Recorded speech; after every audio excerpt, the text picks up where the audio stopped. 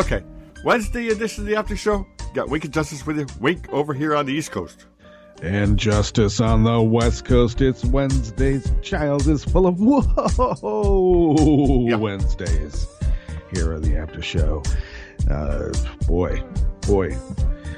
You know, they always say as you like focus closer and closer to that point that you're anticipating. Yes. Things get concentrated. Wake. This election. The only bad thing I have to consider about this election is that when we get the results, campaigning starts all over again. It's going to happen. But before we get into that, how is the weather in your neck of the woods? It is 59, gloomy, a little overcast, and looks like Halloween weather, I guess. Which we're still close to Halloween, so I guess that's the weather we're going to get. But 59, pretty warm out there. It was a warm day yesterday too. Got up to around 62, 63, which doesn't sound all that warm, but for this neck of the woods, it's a nice warm day. So I expect another one today. Reminder to get in the chat. Just go to netrootsradio.com. Scroll down the bottom of the page, and on the right-hand side of the bottom of the page, there is a link to the chat. So click that. Join us there. And when you splash on our page, you'll notice that it's devoted to get out the vote. And the reason for that is, oh man, when you have an array of opposition, such as, what we're seeing, the only way to overcome it is by massively voting. Exactly. And how do we massively vote? We don't do it like, each of us will go out and do it 10 times. No. 10 of us go out and do it once. That's all. All right. And multiples of that. And the next thing you know, they're complaining that you've, volunteered a bus to drive 40 people to the polls. Yeah. They do that, So please, get out the vote. Vote yourself, and then get other people out to vote. Thank you very much. Well, here along the banks of the Rogue River, in the Rogue River Valley of Southern Oregon, I would say that we are, pretty much ensconced into what I once called a traditional fall weather pattern. Yeah, there you go. At least for my geographical location. Right now, it is 38 degrees. Now, we're supposed to go up into the low 60s.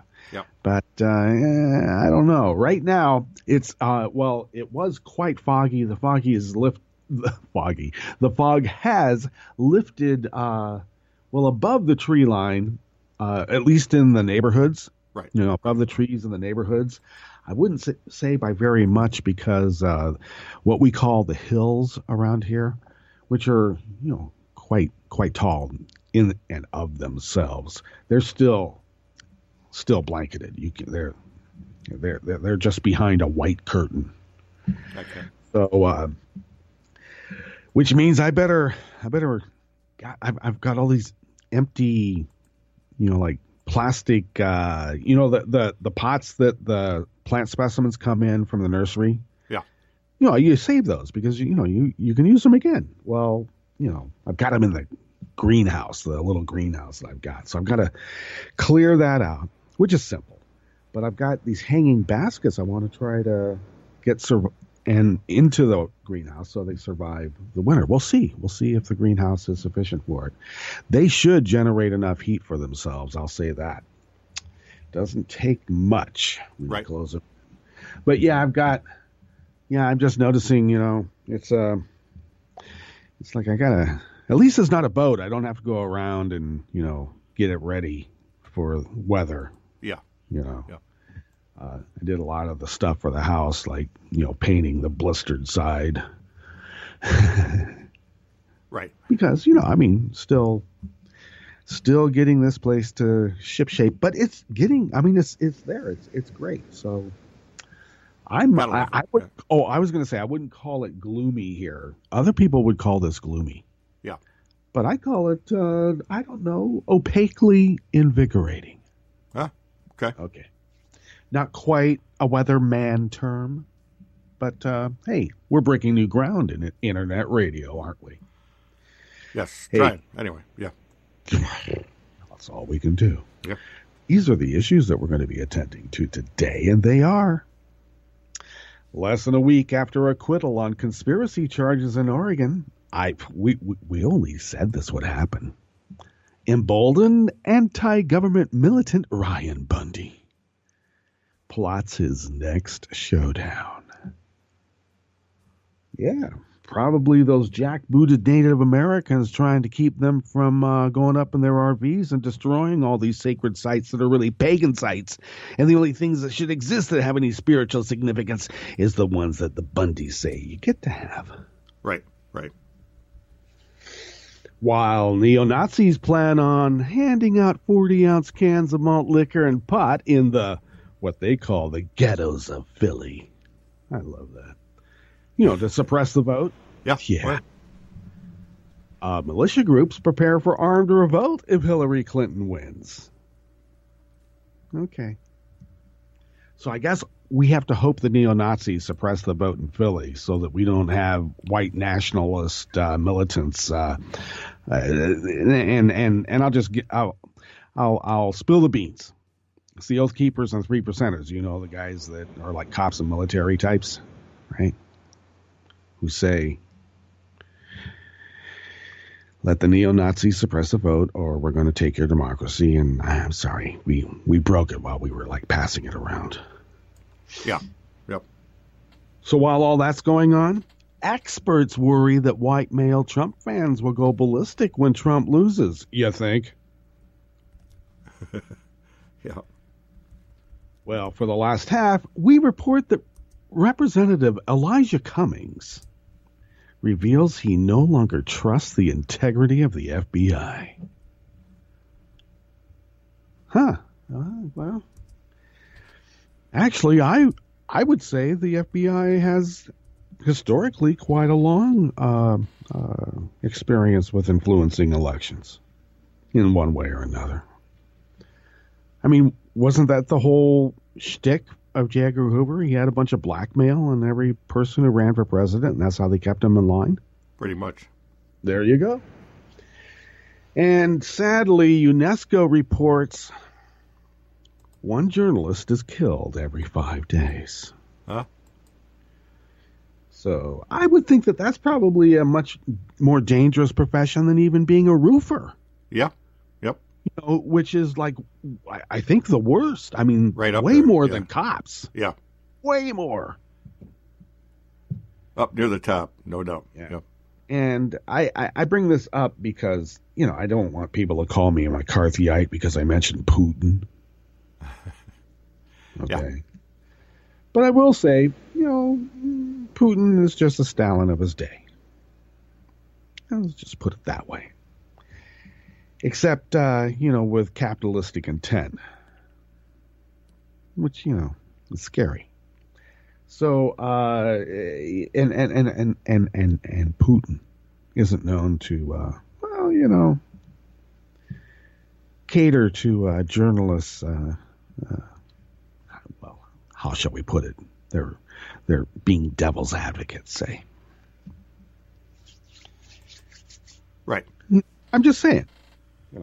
So it's no wonder that the Republican candidate and Putin have an affinity for each other. They cannot stand dissent. Well, all that, plus the Connect, Unite, Act, Daily Ghost community calendar, and more, even more on the after show with that fine fellow over there on the East Coast. And look, you look at him and you go, he's the epitome of, a Democratic everyman, but no, just because he's a Democratic everyman, and he's in upstate New York, coastal elite. Yes. Yeah. Total coastal elite. And his name is Wink. And this guy all the way back over here, and I got to tell you, I'm part of the expanding universe. Oh, believe me. Oh, yes. I put on a few pounds. I don't know what it is, Wink. I'm getting older and I can't get around as much. It's tougher to lose weight as you get I older. know. It's easy to put it on, but it's tougher to get it off. That's what I'm saying. Yeah. I used to be able, couple of pounds, No problem. burn that off in a day. Yeah, or a couple, 3-4 days anyway, but not anymore. 12 weeks. Yeah. Where I mean, and then sometimes even more packs on. What the hell? Yeah, I'm kind of, I don't But know. I got to get one of those tummy things they sell on as seen on TV. I don't know. You may Maybe not go. we'll do one of those. Whatever they call it. There's go wrap. No, it's Yes, exactly. But it is frustrating, I got to say. I went to the doctors and they said, well, you gained 2 pounds since the last time you were here, which was like 4 months ago. Well, how could I gain 2 pounds in 4 months? Well, in spite of the fact that I may have to purchase one of those girdles in the mail order catalog because I live out in the boonies. Yeah. I'm a coastal elite over here on the West Coast. There you go. And my name is Justice. Yeah. And we do this 5 days a week. This shtick. Yeah. Even 5 days a week for an hour-ish. Not the shtick, but the whole show. And because we love you, baby. Heck yeah. Yeah, we've been reduced to that, buying girdles as seen on TV, I think. But yeah, there were two vows I made as a kid. One was like never to dye my hair, to hide gray, and if I ever went bald, not to wear a wig or anything, right? Right. And the other was not to wear a girdle to hide my girth. There you go. Because I just figured I'd keep all my hair and I wouldn't have to worry about my girth. Right. So. But you have to have some semblance. I think you just let the hair go, though. I mean, the hair is going to do what it's going to do. I care. Yeah. My hair just does what it does. Yeah. I now live in an eco environment that pretty much demands you wear a hat. Right. So there's that.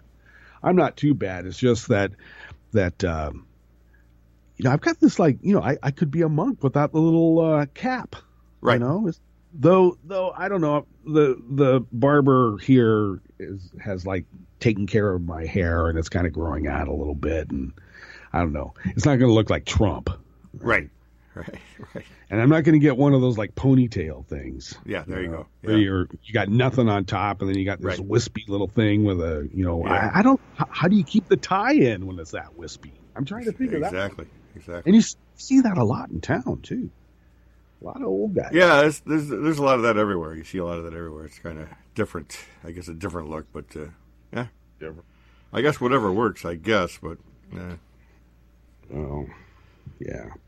I don't know. When I used to have a mane of hair, and when I tried to play football, I had hair down the middle of my back. Not in high school. That was like total buzz cuts. But when I tried to play in college, because they would let you do that. And where I played, because it was so smoggy and hot and sticky, cut this hair. It just was so uncomfortable under a helmet. Forget it. Right. So that's when I decided, okay. I watch NFL and I see these guys with long hair. I go, how the hell can they, play in that? I don't know. It's just weird. Well, I don't know. The ignorance of youth. I guess, yeah. Okay, well, let's get into these stories. This first one, Ryan Bundy. Yeah. And I've been in a little bit of a Twitter war with some Trump people. And look, I mean, there's nothing that you can do but accept the jury verdict. But when you're trying to figure out what the hell happened. Yeah. Because how can you not... I mean, you don't have to say anything. Just put the stuff up there, right? And it shows a conspiracy. You just, their social media, and granted, there was a lot of stuff that the judge would not allow. But one of the things she didn't allow was that there wasn't supposed to be an argument about the validity of the U.S. government, the Bureau of Land Management, and land issues, and that's exactly what every single defense argument was at some point. Right. They blurted out objection. They blurted out objection to the point where the rantings of Mumford, that's Eamon Bundy, or no, I'm sorry, maybe still Ryan Bundy, because Eamon Bundy was representing himself. But Mumford, his rantings were looked at as polite entreaties to the jury, whereas the measured and concise rebuttals and presentation of evidence was considered to be haughty triumphalism. Yeah, exactly. Yeah. Elitism. And I'm sorry, to me, that is the language and the ideology of jury nullification. Because I don't see any, like Juror 4 is supposed to, I've read this paper that Juror 4 put out. Right. To explain, this is not jury nullification. Well, the first rule of, if it's a jury nullification, when the first thing out of their mouth is this isn't jury nullification, right? But then to use the language of jury nullification, I mean, it was just it was dripping of it.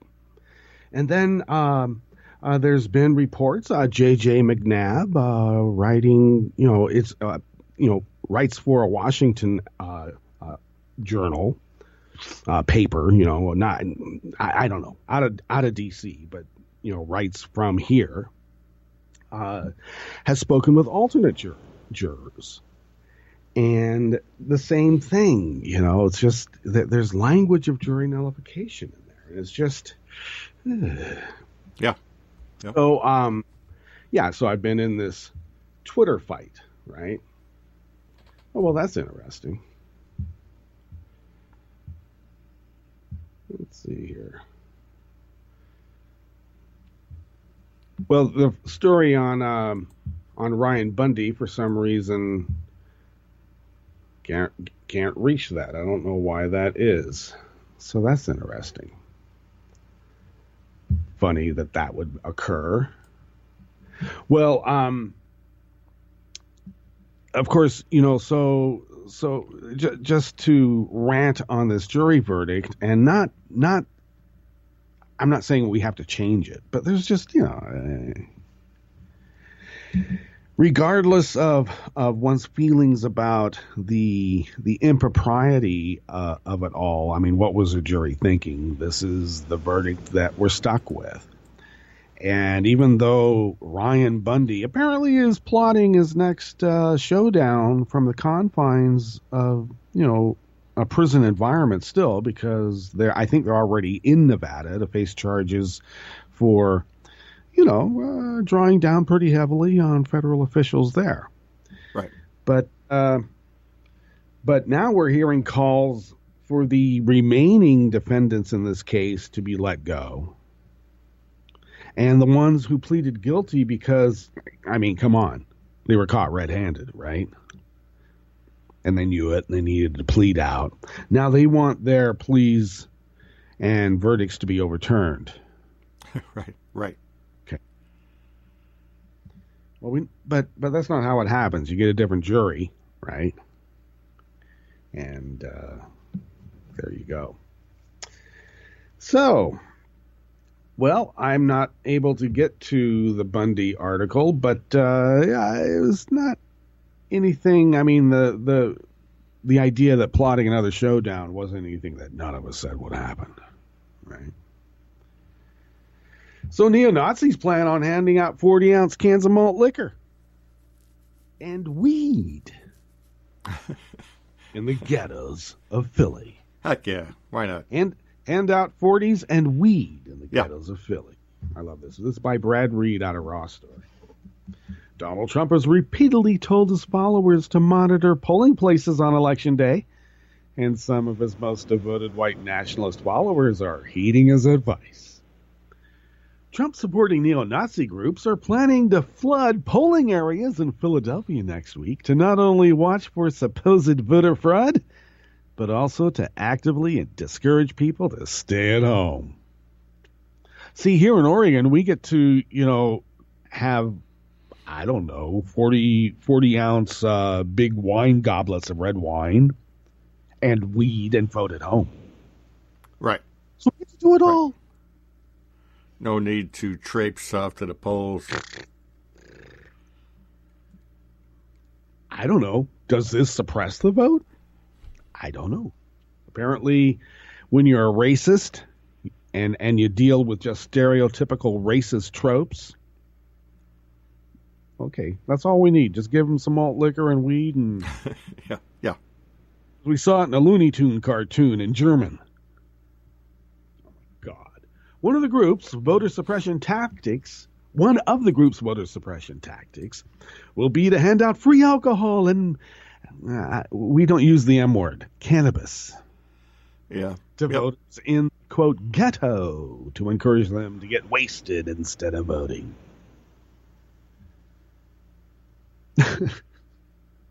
Well, I suppose if the, quote, ghetto areas of Philly are just nothing but hellholes, sort of like out of Escape from New York. Yeah. Oh, yeah. That's what they see. Right. That's what Trump sees, in his convoluted psychosis. He sees a world that's like Escape from New York. And I guess all it takes is throw them some bones, and they'll be chewing on the alcohol and pot bone, and then they won't be going out to vote. Jesus. Yeah, that's a trick right there.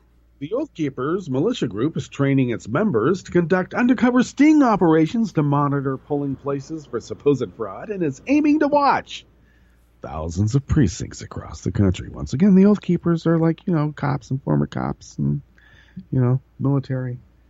Remember the report that came out from the Bush administration that says the rise of right-wing militias will be populated by former military that they've called, and also people in as existing and former law enforcement.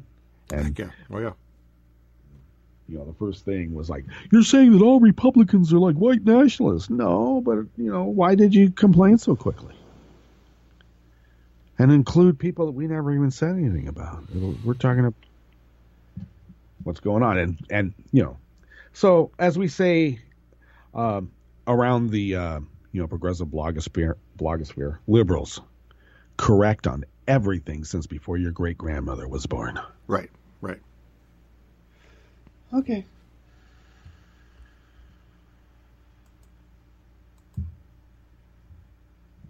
So give me a break.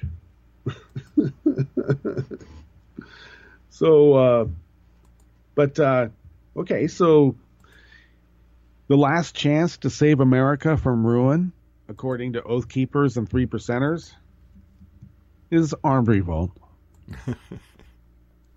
Oh, yeah. And it's out of Reuters. So the hyperbole isn't from me here. This is them. Reuters. Oh, yeah. Down a Georgia country road, camouflaged members of the 3% security force have mobilized for rifle practice, hand-to-hand combat training, and an impromptu campaign rally for Republican presidential candidate Herr Furrier Donald Trump.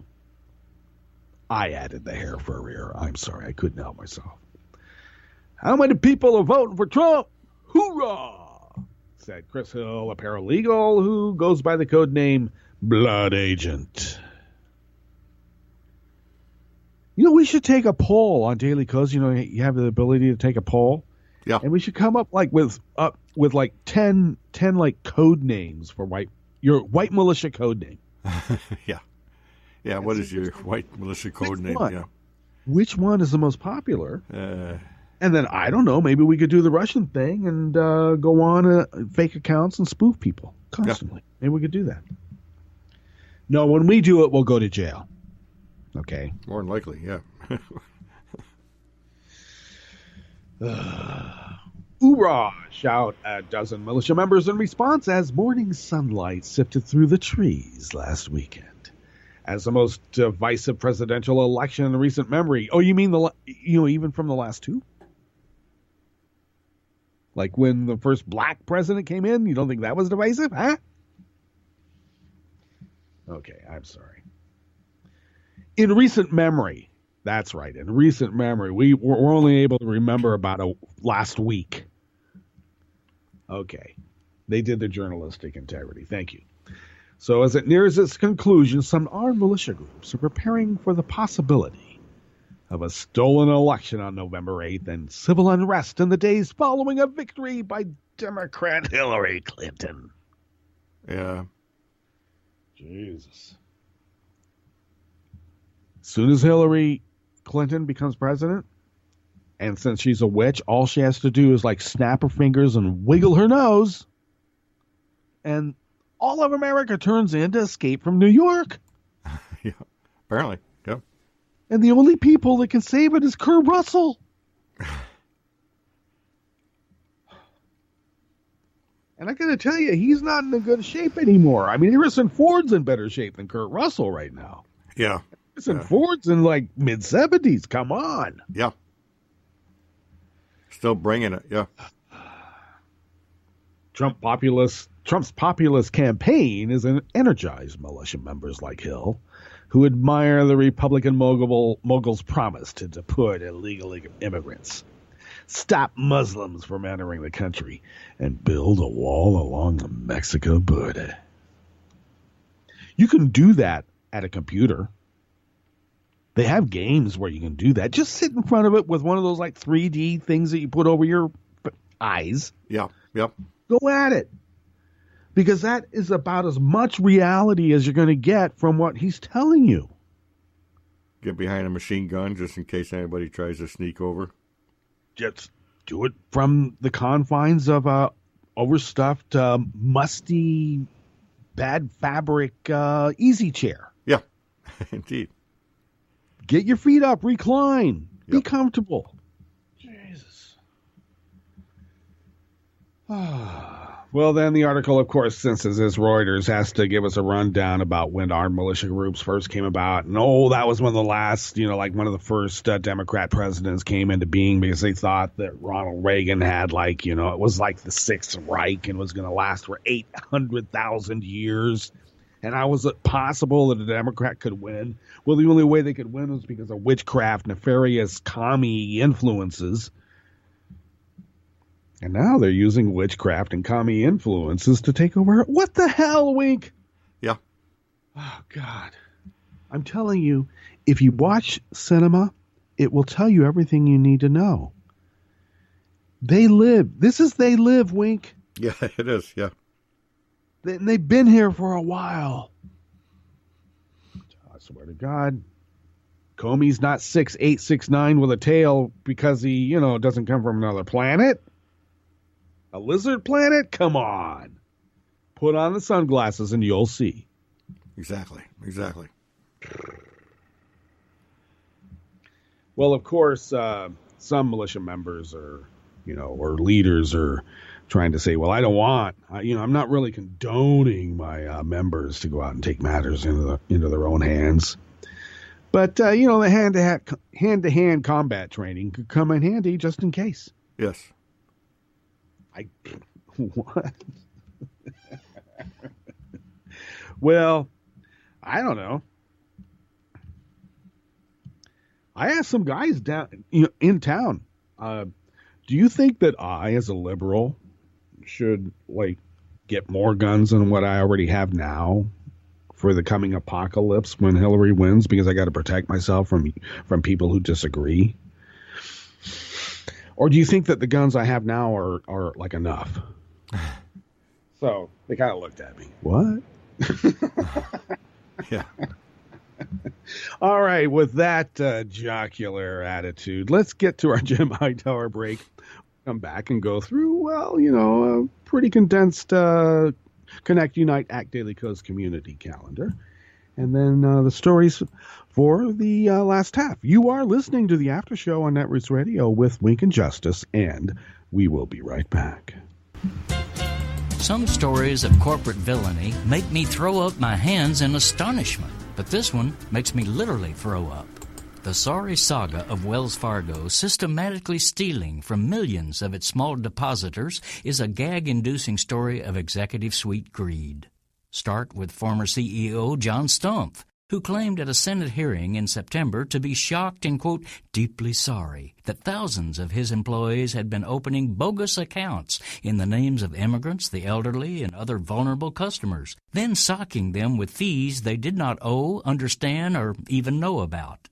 The slick bank chief assured senators that he and other top bosses knew nothing about this mass breach of the bank's code of ethics, blaming low-level employees and firing 5,300 of them. But John, first, weren't you the one squeezing those employees relentlessly to push customers into multiple accounts? Second, how could you possibly not notice a huge crime spree that rampaged throughout your bank for as long as 11 years? Third, what about all those calls that honest employees made to your ethics hotline to tell you personally about the rip-offs? And fourth, while you now cravenly blame your $12 an hour employees for this bank-run mugging operation, some of them sent personal letters way back in 2011 urging you to stop it. Why didn't you? Stumpf didn't act because he was busy stuffing his own pockets with the loot, hauling off more than $100 million in personal pay in the last 4 years alone. He finally resigned on October 12, a move his successor hailed as incredibly selfless. Selfless? He walks away with a $20 million pension and stock worth $109 million. He should be facing a jail term like any other bank robber, not retiring in luxury. This is Jim Hightower saying, excuse me while I go throw up. Need an antidote to the progressive blues? Want some good news about how grassroots folks are rebelling against the corporate powers and winning? Well, here's an easy-to-swallow pill for you, the Hightower Lowdown. Hightower's monthly newsletter will give you the lowdown, even as it lifts you up. It's 4 pages a month, jam-packed with facts you can use, actions you can take, and Jim's own Texas humor, all for only $15 a year. To become a lowdowner, go to hightowerlowdown.org. Powered by Unity Networks. You are listening to netrootsradio.com. Please hang up and try again.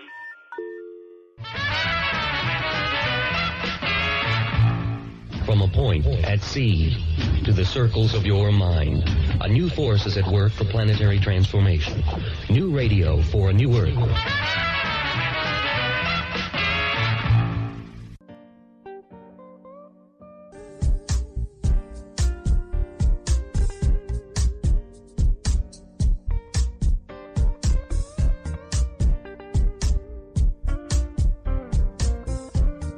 Okay, we're back.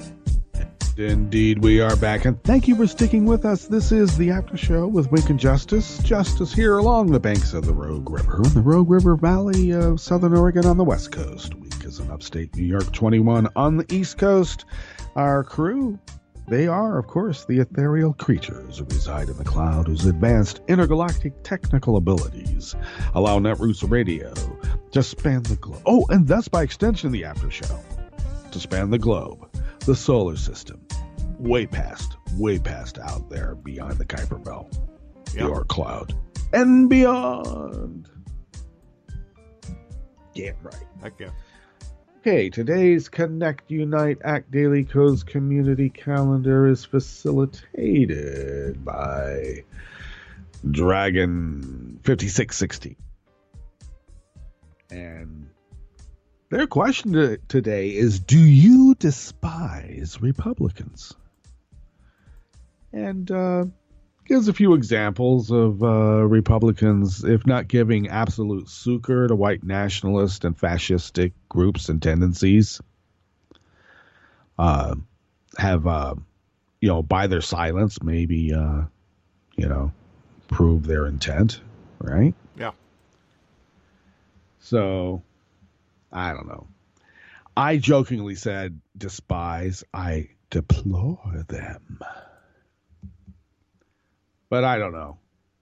Because I'm not going to make a sweeping generalization and say all Republicans. Because that's not what Democrats are. We don't do that. But it's mostly the elite, the elected officials and yada yada. Elite. I wouldn't give them that kind of, respect. Right. Yeah, exactly.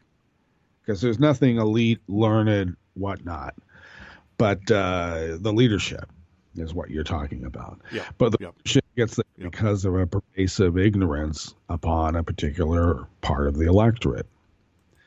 And, so I am making sweeping generalizations, which defeats my whole reason of why I'm making this argument here is that we know personally people in our own family, and they may be stupid enough to do what we wish that they wouldn't do. And I don't know. I don't have to get up on the cross to acknowledge, forgive them. They know not what they do. Right.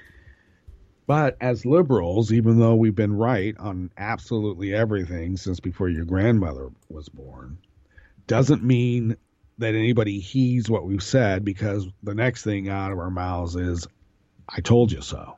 Right. And I'm just saying, when you're on the wrong side of history, I get the great solace knowing that I told you so. There you go. Yeah. But how we can mitigate that? Just trounce this mofo. Yeah. Show Putin and I don't know, a bunch of post-adolescent, pre-adolescent nincompoops in their mom's basements, upset because they can't, I don't know, get a date in today's new consumerist, image-driven society. I want a game that is mass-produced, goes out on every Xbox, teaches empathy. Why don't we do that? Instead of the shoot 'em up and let me grab what I can grab. Right. Well, on Saturday, November 19th, the San Francisco Cossacks are going to have their holiday party in the wine country town of Windsor. Hey, Murder, She Wrote? Yeah, as pretty as that. Yeah, you can't beat that. Yeah. Oh, it is at a private residence, so you're going to need to send Navajo a Cosmail to RSVP and get the address, and then tell her what you're bringing for the potluck. As it should be. And that is your Connect, Unite, Act Daily Coast community calendar for the 2nd of November of 2016. You'll see many more once the election is over. Everybody's kind of zoomed in on that, but yeah. Focus is in right now. Yep. I mean, we're down to the bone. People are, actually, well, you're going to get busy here also. I mean, even more so than now. I'm amazed that you're able, thank you for, continuing. Well, we're an effort in and of itself, but. Yeah.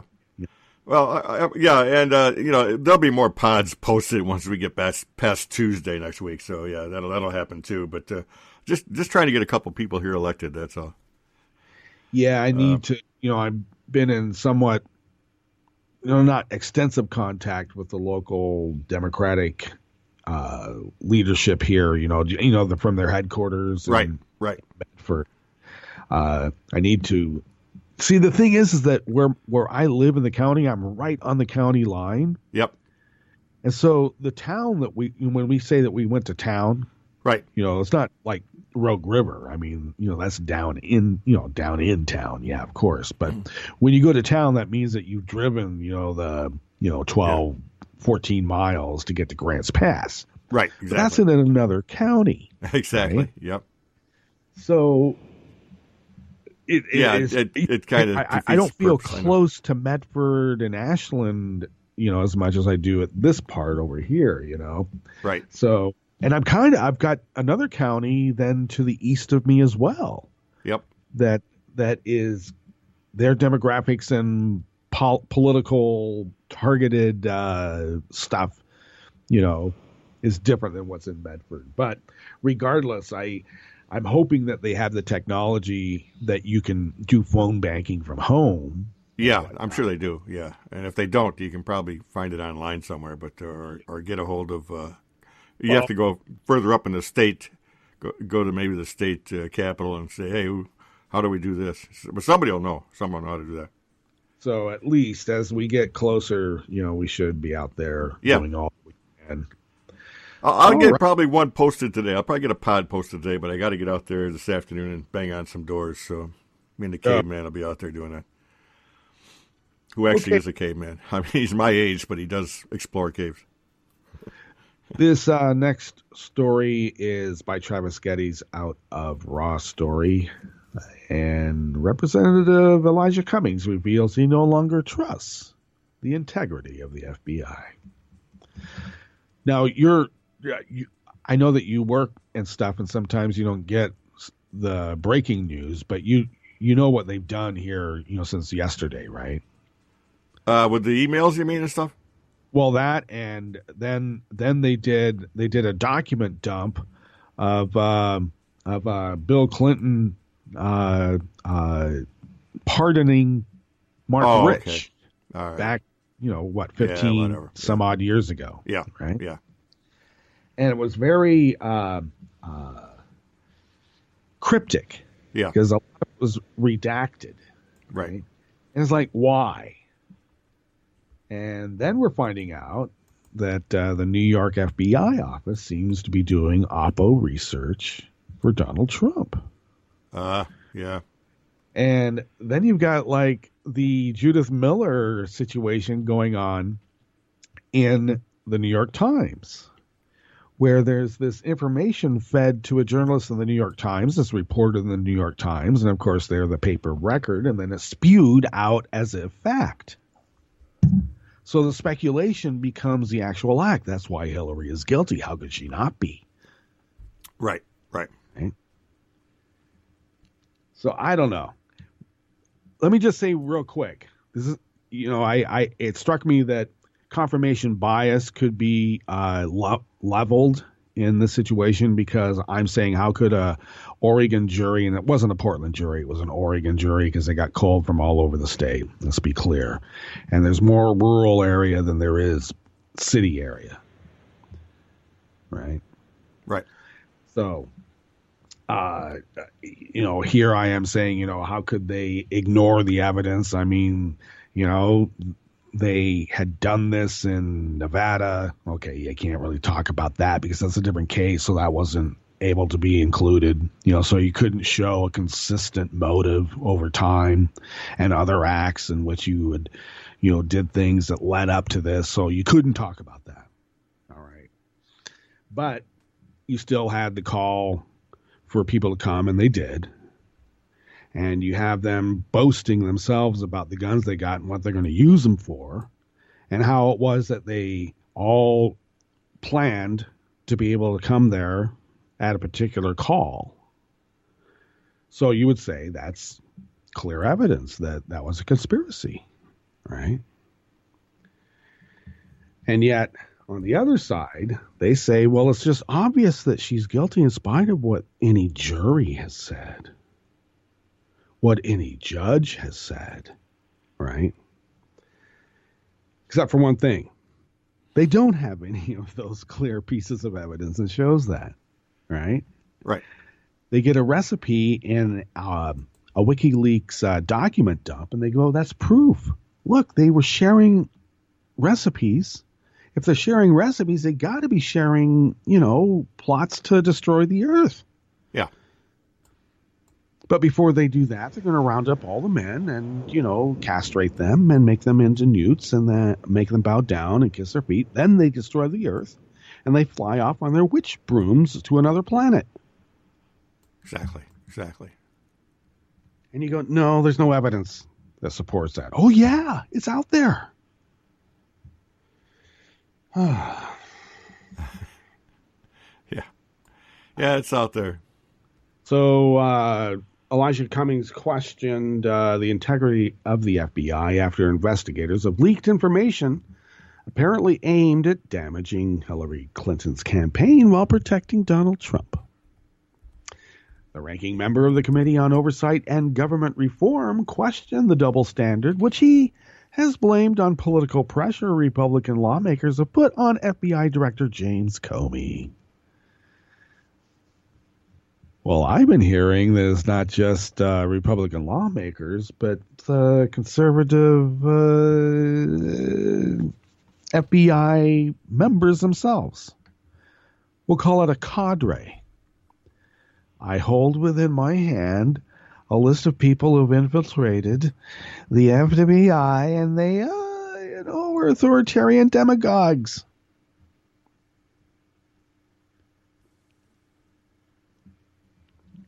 Okay.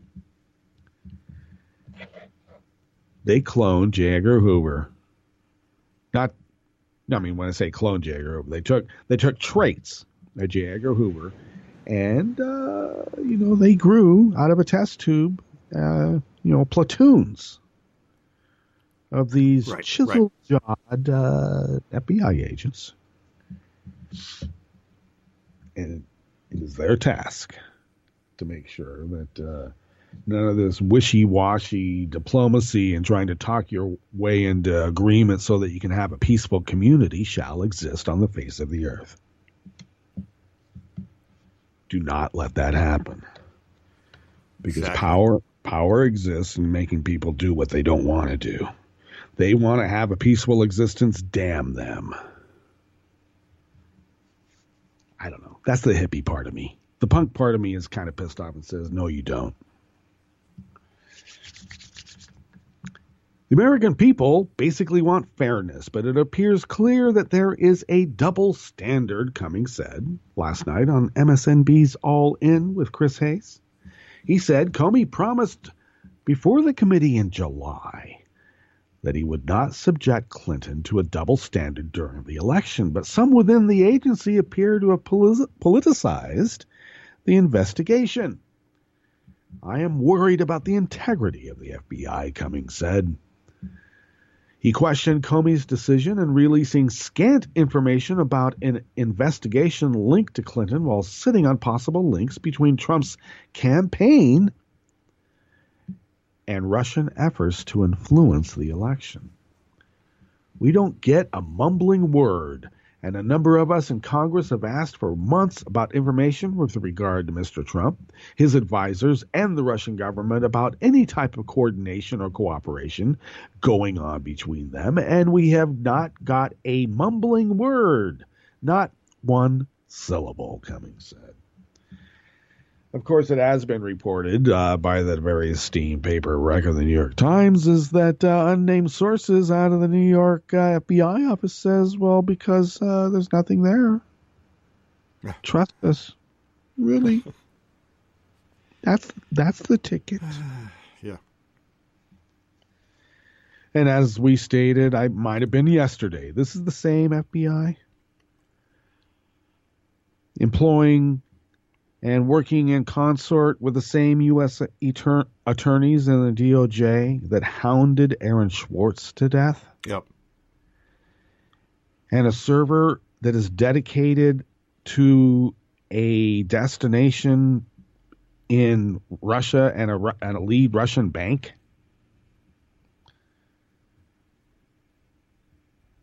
Pinging. Oh, yeah. Yep. And when reporters pinged it themselves, it shut down. And then they moved to another IP address. How about that? Yeah. And then you have reporting by David Korn out of Mother Jones, and that's no slouch. You can't say, oh, well, he's just a tinfoil hat Alex Jones. No, we're talking David Korn. Yeah, he's been around the block once or twice. So when he talks about using, anonymous sources, the reason for it is clear. Because they're reporting something of import.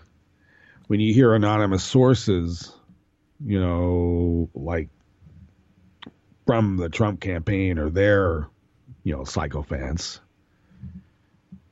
pretty much means, people like Comey. Told me, yeah, exactly. Yeah, I could use it as long as it's off the record. Go ahead and use it, but it's off the record, meaning anonymous. Don't name me.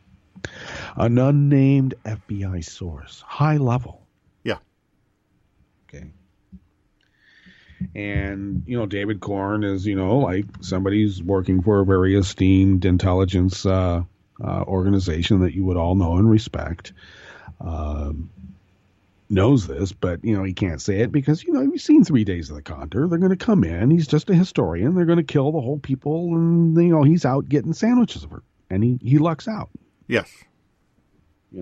That's movie, what by the way. we get forward to. So of course he's going to be anonymous. And it's raining. He had to take the long way around.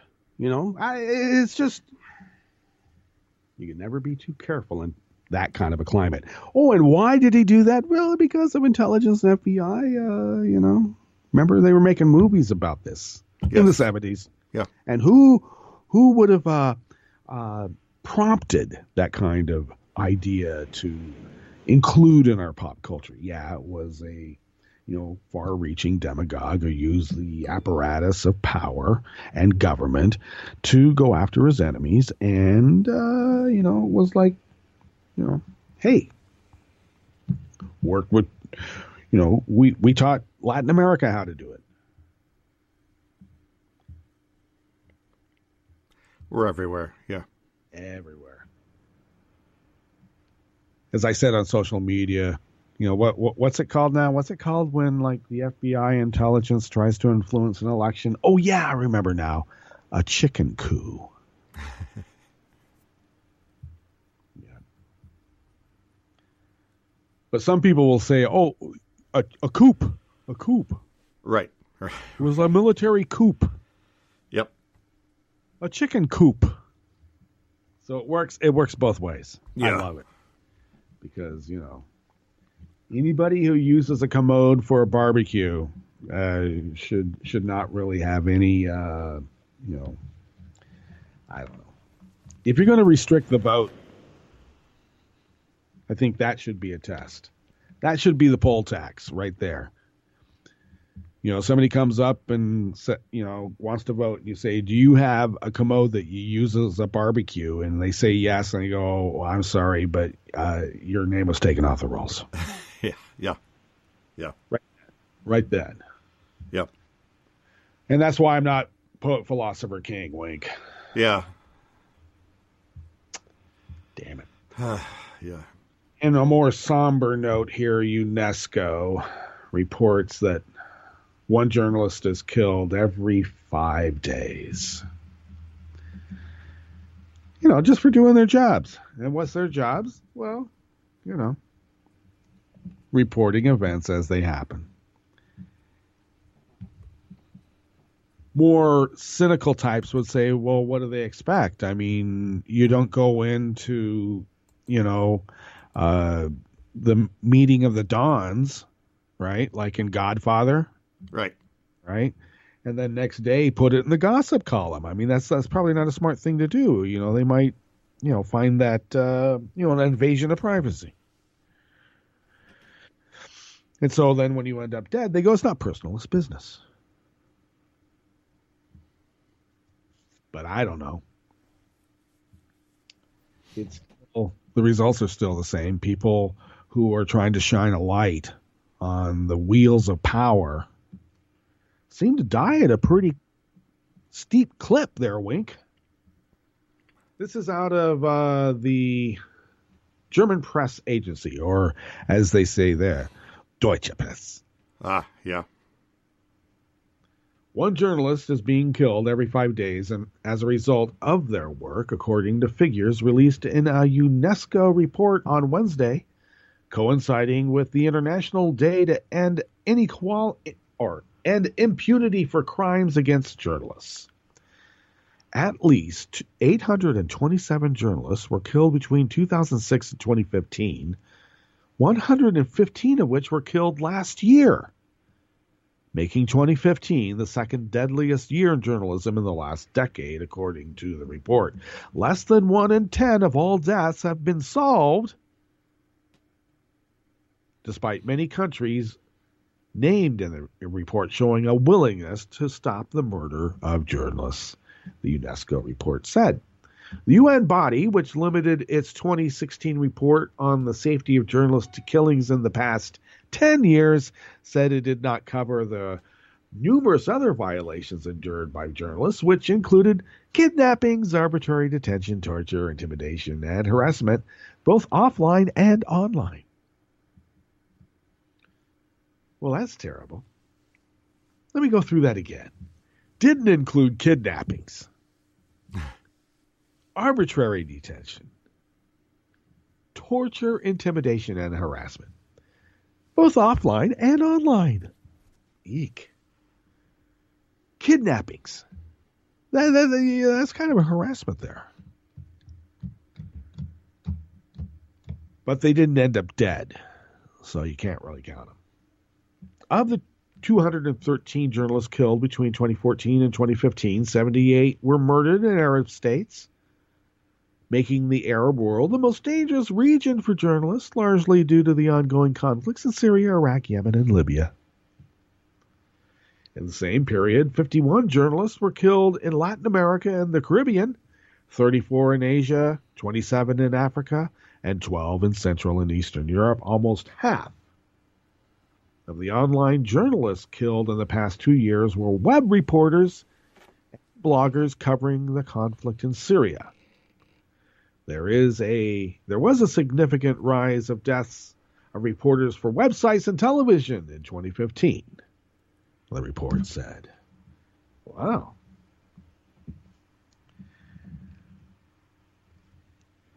Man, how about that? Well, at least bloggers in this report are being counted as journalists. Yeah. Took the UN to do it. But That's good. It's all good. At least they're recognized as such. Yeah. Well, that's one part of it. But it's just what strikes me is that someone just reporting on what they've read are tabbed for being on the hit list. Yeah. Oh, yeah. Yeah. Wait a second. Got to get those bloggers, I was going to say, wait a second, I'm just a blogger. Yeah, good. Bang, you're dead. So, no longer a blogger. But I'm just, oh, man. Once again, the report doesn't cover kidnappings. Okay. So, kidnappings. Some nefarious crime group kidnapped the journalists because they didn't want it found out that, they were smuggling or laundering money from toll booths. Yeah. I don't know. Whatever. Something. Yeah, doesn't matter. Yeah. Right? Kidnappings. You think, kidnappings. But then right after that, arbitrary detention. I don't know very many criminal syndicates that nab people and then put them in arbitrary detention. Usually arbitrary detention is done by a government body of sorts, like the police. Yeah. Or as Roy Batty said in Blade Runner, policeman. Yeah. Okay. Torture. Well, you could get that, we've all seen the Reservoir Dogs, so we know what that can happen. But, torture is also something like, I don't know what happened in Gitmo, in Abu Ghraib. Oh, yeah. Big time. Intimidation and harassment. So when they shot at you in the vestibule of your apartment building on the outskirts of Moscow and lived, that's just harassment and intimidation. Isn't that nice? Well, I think that when we want to put the grand swath of disdain upon journalists, they're all scum, because I think that we might do that sometimes too, because we'll pick out journalists and say, this is, excuse me, an example of, journalism gone bad. But when it puts it on a human scale and people are suffering because of the oath that they took in some ways to themselves to go out and do this work in spite of the danger. hard to say. It's very Hard dangerous. to say they're and, just a bunch of evil people. So Right. I don't know. We should honor the effort, and that's why we have it enshrined in our Constitution about freedom of the press. Yep. And that's exactly the reason why. All right, we better bug out of here. It's Wednesday. That's Jibber Your Jabber tonight, beginning at 9 p.m. on the West Coast, midnight on the East Coast, a 2-hour opportunity of live call-in radio. Yes. And you can do a week in the time period. But we got some great content throughout the day and night, around the clock, 24/7. 365 here on Netroots Radio. And why do we do it? Well, of course, because who loves you, baby? Okay, Wink, I will see you on the other side. All right. Row.